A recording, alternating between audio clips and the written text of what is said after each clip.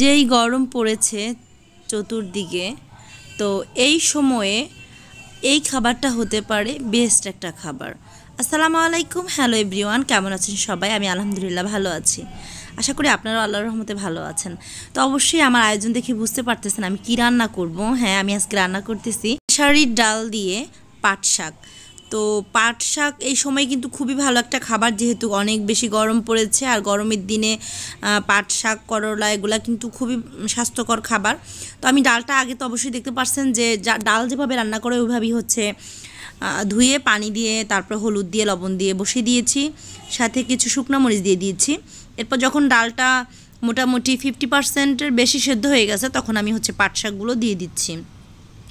পাট শাক হতে কিন্তু খুব বেশি একটা সময় লাগে না, অল্প সময়ের মধ্যে হয়ে যায়। যাই হোক, আমি সব পাট শাকগুলোই দিয়ে নিচ্ছি, অনেকগুলো পাট শাকে একসাথে রান্না করতেছি।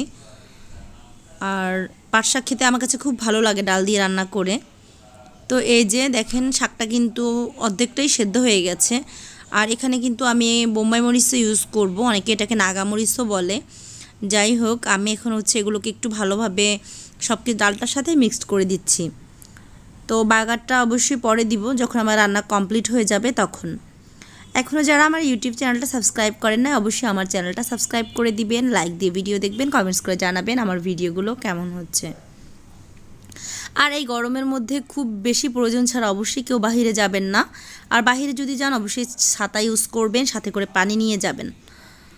আর বেশি বেশি করে সবাই পানি খাবেন। গরমে সবাই একটু নিরাপদে থাকবেন।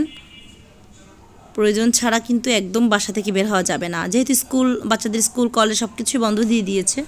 সেক্ষেত্রে কিন্তু মহিলাদের যারা কর্মজীবী না, তাদের হচ্ছে বের হওয়াও লাগে না। তো যাই হোক, এই যে রান্না মোটামুটি কমপ্লিট। আর এখানে হচ্ছে আমি নাগামরিচ এখন অ্যাড করব।